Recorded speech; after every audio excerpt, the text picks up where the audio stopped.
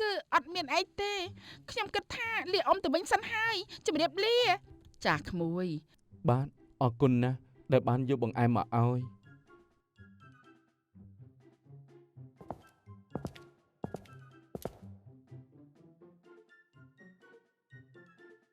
កូនគិតថាបង្អែមនេះមូណាជាអ្នកធ្វើច្រើនជាងម៉ាក់គិតដូចខ្ញុំអត់ម៉ាក់ក៏យល់អញ្ចឹងដែរមើលទៅចាស់ស្មីននេះមិនសូវស្មោះត្រង់សោះមិនហើយម៉ាក់មូណាល្អជាងឆ្ងាយណាស់ម៉ាក់ជាសំណាងខ្ញុំហើយដែលមើលឃើញមូណានោះចាតែម៉ាក់អាណិតក្មួយម៉ូណានណាស់ដែលមានប្អូនស្រីចរិតមិនល្អដូចចាស់ស្មីនអញ្ចឹងម៉ាក់កុំបារម្ភអីពេលរៀបការហើយមូណានឹងមកនៅផ្ទះជាមួយពូយើងហើយដល់ពេលនោះមូណាលែងពិបាកទៀតហើយណាម៉ាក់ម៉ាក់មិនអោយទៅដល់ថ្ងៃនោះទេខ្ញុំក៏ដូចគ្នាដែរម៉ាក់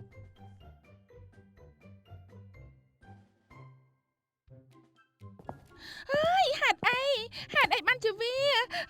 ហេតុអីក៏វាហេតុអីគ្រប់យ៉ាងដែលយើងចង់បានបែរជារត់ទៅរកនាងម៉ូណាទាំងអស់អញ្ចឹងហើយមិនអាចទេបងនារៈមិនអាចភ្ជាប់ពាក្យជាមួយនាងម៉ូណាបានទេ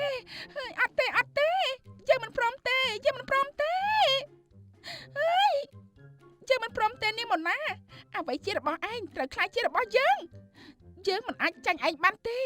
បងនារៈត្រូវខ្លាចជាប្តីយើង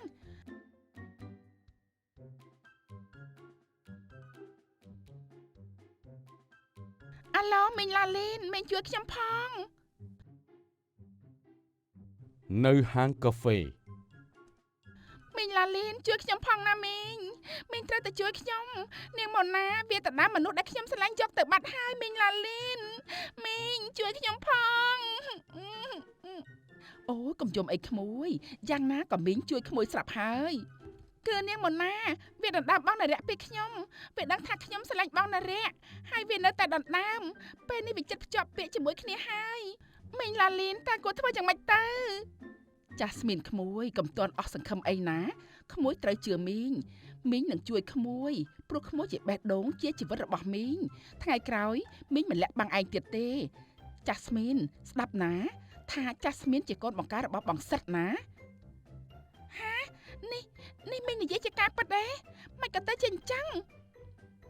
ចាស់ស្មីននេះគឺជារឿងពិតចាស់ស្មីនជាកូនរបស់បងសិទ្ធពិតមែនហើយជាមួយនឹងមីងហានេះម៉ាក់សំទោសណាដែលម៉ាក់លាក់បាំងរឿងកូនព្រោះម៉ាក់មិនចង់បង្ហាញមុខគឺថាជាម៉ាក់របស់កូនគឺម៉ាក់តែងតែគិតពីអនាគតរបស់កូនណាម៉ាក់ឲ្យបងសិទ្ធយកកូនទៅចិញ្ចឹមព្រោះកូនជាកូនបង្កើតរបស់គាត់ហើយថ្ងៃក្រោយទ្រព្យសម្បត្តិក៏ត្រូវធ្លាក់លើកូនម៉ាក់តែម្នាក់គត់រីឯម៉ាក់វិញកាលនោះនៅជាមួយបងសកុនម៉ៃព្រោះគាត់ជាអ្នកមានទ្រព្យសម្បត្តិច្រើនអញ្ចឹងហើយតែពេលវេលាល្អមកដល់ម៉ាក់និងកូនច្បាស់ជារស់នៅលើគំនរមាសប្រាក់ហើយកូនមែនទេនេះជាការពិតមែនទេចាជាការពិតក៏ឡងមកប៉ាសិតស្រឡាញ់កូនណាស់កូនក៏ដឹងថាគាត់តាមចិត្តកូនគ្រប់យ៉ាងដោយសារអីក៏ព្រោះតែកូនជាឈាមជ័ររបស់គេនោះអីចាស់ស្មីនម៉ាក់អាត្មានិយមចំពោះកូនតែម៉ាក់ធ្វើនេះដើម្បីអនាគតកូនល្អទេណាចាម៉ាក់កូនរំភើបណាស់តាមពិតប៉ាសិតជាប៉ាបង្កើតម៉ាក់ជាម៉ាក់បង្កើតរបស់កូនតាមពិតកូនមានទាំងប៉ាមានទាំងម៉ាក់បង្កើតអូយល្អណាស់ដូច្នេះម៉ាក់មិនព្រមឲ្យកូនចាញ់អ្នកណាទេអ្វីដែលកូនចង់បានកូនត្រូវតែដណ្ដើមយកមកវិញទាំងអស់មកណាចាម៉ាក់កូនស្រឡាញ់បងនារៈខ្លាំងណាស់កូនខ្លាចបាត់បង់គាត់ណាស់ម៉ាក់ជួយរកវិធីដណ្ដើមបងនារៈពីម៉ូណាឲ្យកូនផងណានាងម៉ូណាស្អីគេនោះគ្រាន់តែជាក្មេងរើសក្បែរសម្រាមតែប៉ុណ្ណោះប្រៀបមិនបាននឹងកូនម៉ាក់ទេរឿងនេះចាំម៉ាក់ជួយរឿងអីត្រូវឲ្យកូនចាញ់វានោះអូយកូនអរគុណម៉ាក់ខ្លាំងណាស់ចាកូនល្អរបស់ម៉ាក់ចាស្មីនប៉ាកូនចាស្មីនតើអ្នកណាធ្វើបាបកូនមិនក៏កូនយំដល់ថ្នាក់នឹងបងសិតខ្ញុំនិយាយគ្រប់យ៉ាងប្រាប់កូនអស់ហើយឡាលីនមិនធ្វើអញ្ចឹងខ្ញុំមិនលាក់បាំងកូនទៀតទេ18ឆ្នាំមកនេះកូនរងាឯកោនណាខ្ញុំគ្រាន់តែចង់ធ្វើជាម្ដាយល្អរបស់គេតែប៉ុណ្ណោះប៉ាជាប៉ាបង្ការរបស់កូនប៉ាត្រូវតែជួយកូនបងសិតចាស់ស្មីនត្រូវម៉ូណានាងធ្វើបាប ក៏ឡងមកបងសិតមើលថែកូនចឹងម៉េចបានជានាងម៉ូណាធ្វើបាបកូនរហូតអញ្ចឹងសូម្បីតែមនុស្សដែលចាស់ស្មានស្រឡាញ់ក៏ម៉ូណាវាដណ្ដើមយកទៅដែរ ចាស់ស្មីនតើកូនមានរឿងអីម៉ូណាដណ្ដើមអ្នកណាពីកូនណា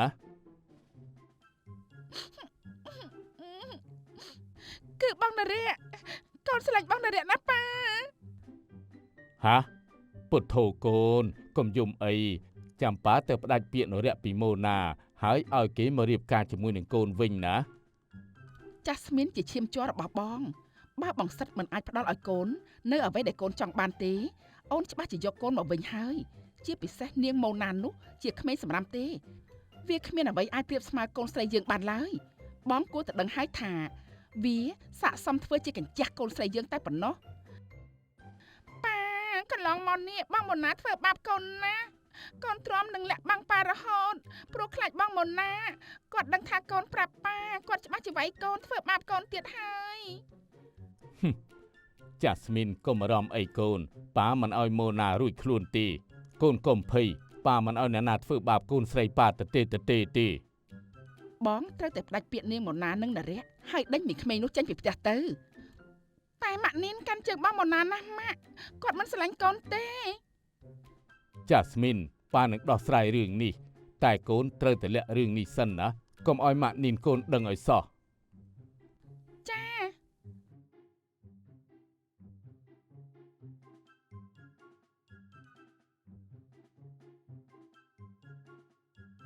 បងសិតបងនិយាយថាម៉េច បងមិនឲ្យម៉ូណារៀបការជាមួយនរៈទេបងនឹងផ្ដាច់ពាក្យវិញ រឿងនេះជាជីវិតម៉ូណាណា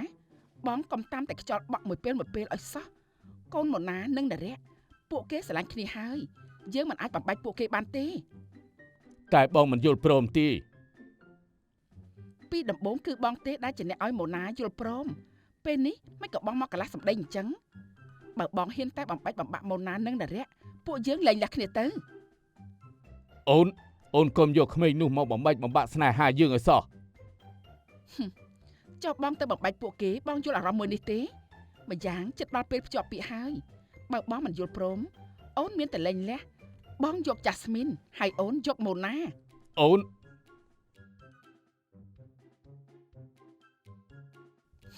នាងម៉ូណាយើងមិនអាចបាត់បង់បងនារៈឲ្យឯងបានទេអាឡូម៉ាក់ជួយកូនផងប៉ាសិតណាជួយកូនមិនបានទេតើកូនត្រូវធ្វើយ៉ាងម៉េចទៅទើបអាចដណ្ដើមយកបងនារៈមកវិញបានចាស់ស្មីនគិតមួយណាកូនម៉ាក់នឹងប្រាប់ពីវិធីដើម្បីយកនារៈមកវិញតែពេលនេះម៉ាក់មានការងារបន្តិចសិនណាកូនចាំម៉ាក់គ្រប់យ៉ាងតែខ្លាចជារបស់យើងតែម្នាក់គត់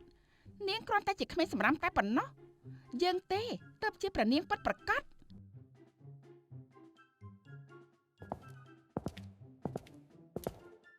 ចាស់ស្មីនមិនបានจะហៅពួកយើងមកទីនេះអញ្ចឹងថ្ងៃនេះប្រឡងណាណែមិនក៏ឯងធ្វើចរិតអញ្ចឹងប្រឡងស្អីទៅមិនមែនមុខរបស់ម៉ែយើងទេពួកឯងចង់បានលុយទេអូយចង់បើពួកឯងដើរតាមយើងនឹងឲ្យលុយពួកឯងចាយមិនខ្វះទេហើយយើងក៏មានដំណឹងល្អនិងអាក្រក់ប្រាប់ពួកឯងដែររឿងអីពួកឯងចាំស្ដាប់ខ្សែជីវិតយើងនឹងខ្ពស់ត្រដែតព្រោះយើងជាកូនបង្ការរបស់ប៉ាសិតនិងម៉ាក់ឡាលីនហាជាការពិតអីប៉ាសិតមានយើងជាកូនជាមួយនឹងម៉ាក់លីនរួចទៅហើយទើបយកយើងទៅឲ្យម៉ាក់លីនចិញ្ចឹមវិញដោយនិយាយថាយើងនេះជាកូនរើសបានតែជាក់ស្ដែងយើងជាឈាមបង្ការរបស់ប៉ាសិតសោះ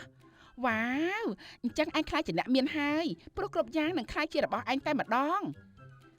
មីងឡាលីនក៏អ្នកមានដែរមានប៉ះមានហើយជីវិតឯងលុយណាស់ចឹងបានជាយើងនេះមិនបាច់ចូលរៀនក៏បានដែរលុយឡានផ្ទះមាសប្រាក់យើងសម្បូរណាស់ចុះរឿងមិនល្អនោះនឹកឃើញក្តៅសាច់តែម្ដងហើយយើងស្អប់នាងម៉ូណាណាវាចិត្តភ្ជាប់ពីជាមួយបងនារៈហើយហាណែឯងកំព្រមឲ្យសោះណាបងនារៈត្រូវតែខ្លាចជារបស់ឯងមិនអាចជាប្តីនាងម៉ូណានោះទេឯងជាកូនបង្កើតឯងសូមឲ្យប៉ាឯងជួយគឺបានហើយប៉ាយើងចាញ់សម្ដីម៉ាក់នីនបើគាត់ហ៊ានតែផ្ដាច់ពាក្យនាងម៉ូណាម៉ាក់នីននឹងលែងលះជាមួយគាត់អញ្ចឹងឯងព្រមចុះចាញ់នាងម៉ូណាមែនទេ អត់ទេយើងមិនព្រមទេត្រូវហើយឯងត្រូវតែល្អជាងវាណាសម្លាញ់អើយ stress ណាស់តោះទៅកន្លែងចាស់អើយទៀតហើយយើងខ្លាចម៉ាក់ប៉ាយើងស៊ើបដឹងណាថាពួកយើងជក់ថ្នាំមែនហើយតែថាក៏ឃ្លានដែរខានជក់យូរហើយណែពួកឯងតែខ្វល់អីលុយយើងមានយើងអាចនាំពួកឯងទៅសប្បាយបានព្រោះប៉ានិងម៉ាក់យើងគាត់មិនដឹងទេអើជួយចិញ្ចឹមយើងផងណាហើយណាចាំយើងឲ្យលុយពួកឯងចាយរាល់ខែឲ្យតែពួកឯងព្រមកំដរយើងសប្បាយអូខេហ្វេនតោះតែថាបន្ទាប់ពីជក់ហើយពួកយើងត្រូវជួយគ្នារឿងមួយគឺកំចាត់នាងម៉ូណាចោលអូខេចាំយើងស្ដាប់បញ្ជាឯងណាអ្នកនាងណែលុយទុកចាយទៅអូយអរគុណច្រើនណាស់សម្លាញ់នេះល្អជាងម៉ាក់ប៉ាយើងឆ្ងាយណាស់មែនហើយពួកគាត់រអ៊ូសុំលុយម្ដងតាំងដូចខ្សែខ្លែងគួរឲ្យស្អប់ណាស់មែនហ្នឹង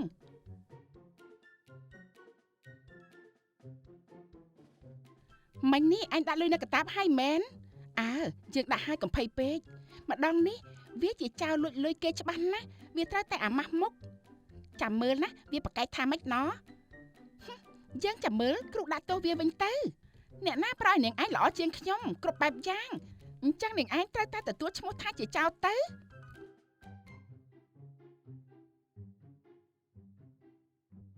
ណែឯងឆាប់និយាយប្រាប់លោកគ្រូទៅខ្ញុំអត់ដឹងទេមិនបានជាមកចោទខ្ញុំអញ្ចឹងម៉ូណាមានគេប្តឹងថាឯងលួចលុយគេពិតមែនអត់ប្រាប់គ្រូមកមើលអត់ទេលោកគ្រូខ្ញុំអាចធ្វើជាសាក្សីបានថាម៉ូណាបានលួចលុយរបស់ម៉ៃលីបងម៉ូណាប៉ាមកឲ្យលុយបងចាយមិនគ្រាន់មែនទេបានជាបងលួចលុយគេអញ្ចឹងដឹងទេថាខ្ញុំខ្មាស់គេណាស់តែមានបងស្រីជាចៅអត់ទេចាស់ស្មីនបងមិនបានលួចលុយអ្នកណាទេលោកគ្រូខ្ញុំអះអាងថាខ្ញុំមិនបានលួចលុយអ្នកណាទេសំដែងសំណាស់ម៉ៃលីបាត់លុយ$100ហើយខ្ញុំជាអ្នកឃើញឯងជាអ្នកលួចនៅបកាច់អីទៀតគេមិនហ៊ានមកប្តឹងលោកគ្រូទេសុកចិត្តសងំយំណោះខ្ញុំក៏ទ្រាំមិនបានបងម៉ូណាបងកែប្រែចរិតមិនល្អចេញទៅណាបងខ្ញុំខ្មាស់គេណាស់ម្យ៉ាងបើប៉ាម៉ាក់ដឹងរឿងនេះគាត់ច្បាស់ជាខ្មាស់គេហើយដាក់ចិញ្ចឹមកូនសណ្ដានចោលបែបនេះអញ្ចឹងឆែកកាបូបគេទៅលោកគ្រូអាចថាលុយនៅក្នុងនោះហើយបានតាចង់ឆែកក៏ឆែកទៅណែបងម៉ូណាខ្ញុំសង្ឃឹមថាបងមិនមែនជាចោរផងទៅចុះ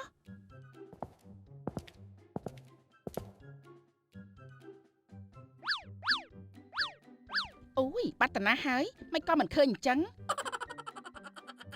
ចាំម៉េចមានឬអត់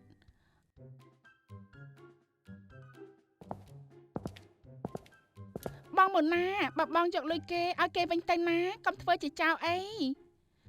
លោកគ្រូខ្ញុំមិនបានលួចលុយអ្នកណាទេបើមានផុសតាងបង្ហាញថាខ្ញុំលួចខ្ញុំព្រមទទួលស្គាល់ហើយចាស្មីនបើគ្មានផុសតាងទេពួកឯងឆាប់សុំទោសម៉ូណាវិញទៅតែខ្ញុំឃើញថាឯងជាអ្នកលួចច្បាស់ណាស់ជាពាក្យសម្ដីគួរឲ្យជឿទេបើយ៉ាងសត្វតែគ្នារបស់គេលោកគ្រូបាននិយាយមួយបង្កាច់ខ្ញុំគ្មានផុសតាងលោកគ្រូខ្ញុំសូមប្តឹងបោកវិញ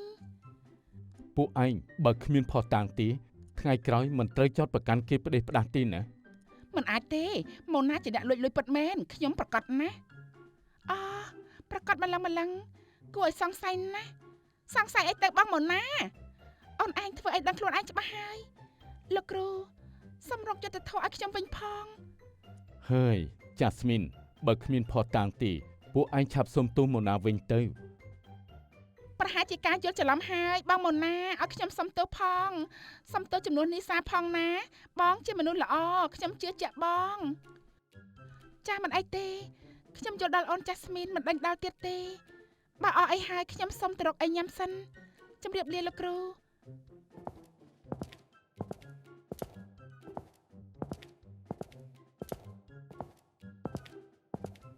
អើយវាយកលុយតាណាបាត់ហើយប្រហែលជាវាដឹងមុនហើយមិនគួរណាស់ធ្វើប្រហែសសោះស្ដាយលុយណាស់$100វ៉ៃឈឺចិត្តច្រើនជាងលុយប៉ុណ្ណេះគ្រាន់តែជាកំតិចលុយទេតែសំខាន់រកវិធីធ្វើឲ្យនាងម៉ូណារលាយក្នុងជីវិតវាសិនទៅហើយគិតយ៉ាងម៉េចទៅមិននឹកស្មានថានាងនោះវាឆ្លាតអញ្ចឹងសោះកុំតែមានថ្ងៃវារលាយទេសំណាងហើយដែលដឹងខ្លួនមុនបើមិនអញ្ចឹងទេនឹងខ្លាចជាចៅហើយ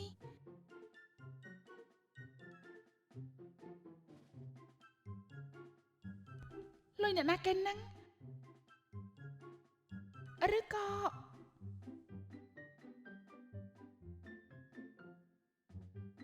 ពូខ្ញុំមានលុយខ្លះទុកជូនពូមីងទិញម្ហូបញ៉ាំណា ឲ្យពូមែនទេក្មួយលុយច្រើនពេកហើយ ទទួលយកទៅពូនេះជាទឹកចិត្តខ្ញុំទេ ពូអរគុណណាស់ក្មួយសូមជូនពរក្មួយឲ្យជួបតែរឿងល្អល្អណា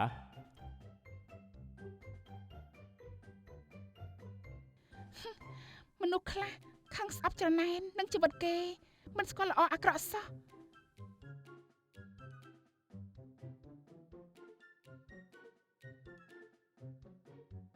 ម៉ូណាមុននេះមានរឿងអីមែនទេ បងណារៈគឺមានណាបងគឺក្រុមចាស់ស្មៀនមកចោទថាខ្ញុំលួចលុយពួកគេ អញ្ចឹងហ៎ចុះអូនដោះស្រាយយ៉ាងម៉េច